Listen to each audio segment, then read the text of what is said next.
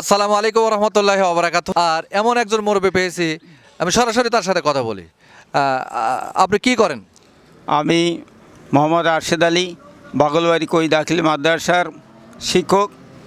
মাদ্রাসায় পড়াশোনা করাই এবং উন্নত মানের পড়াশোনা নুরানি সহ সকল ধর্মীয় শিক্ষা শিক্ষিত হয় ওখান থেকে, এবং বিভিন্ন আরবি, বাংলা, ইংরেজি, ভোকেশনাল শাখায় সেখানে লেখাপড়া হয়। আচ্ছা, ধন্যবাদ ভাই। স্যার যে বলছেন বাগলবাড়ি মাদ্রাসার শিক্ষক, আপনি তো জানেন তো না? হ্যাঁ, উনি আমারও শিক্ষক।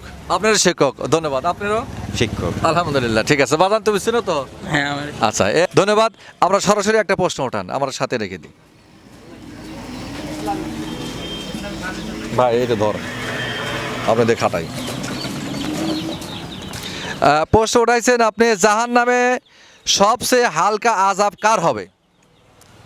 জাহান্নামে সবচাইতে হালকা আযাব হলো পায়ের গিরা পর্যন্ত আগুনের জুতা পরায় দেওয়া হবে।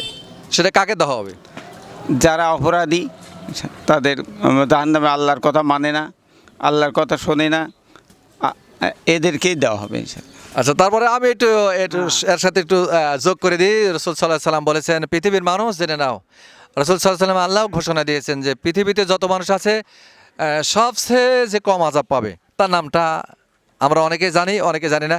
আমি তার নামটা বলে দিচ্ছি। প্রশ্ন, জাহান্নামের সবচেয়ে হালকা আযাব হবে কার? তার নাম হবে আবু তালেব। আবু তালেবের নাম নিতে নিজের ভিতরে কষ্ট লাগে। রাসূল সাল্লাল্লাহু আলাইহি সাল্লামকে 47 বছর লালন পালন করছেন। সে আবু তালেবের পায়ে একজোড়া জুতো পরানো হবে, সেই হবে সবচেয়ে কম আযাব প্রাপ্ত ব্যক্তি। তার নাম হবে আবু তালেব, রসুলের আপন চাচা। ভাই, রসুলের আপন চাচাকেও জাহান্নামের আযাব থেকে রেহাই দেওয়া হয় নাই। বিধায় আমরা সবাই মহান আল্লাহর বিধিবিধান মেনে নিই। আমরা প্রশ্ন জানতে পারলাম যে জাহান্নামের সবচেয়ে হালকা আযাব কার হবে? আবু তালেবের। সবাইকে ধন্যবাদ জানাচ্ছি যে একটু বিস্তারিত জানা হলো।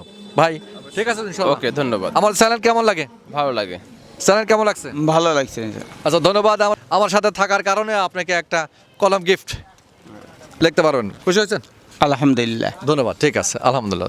আসসালামু আলাইকুম রহমতুল্লাহি ওয়া বারাকাতুহু।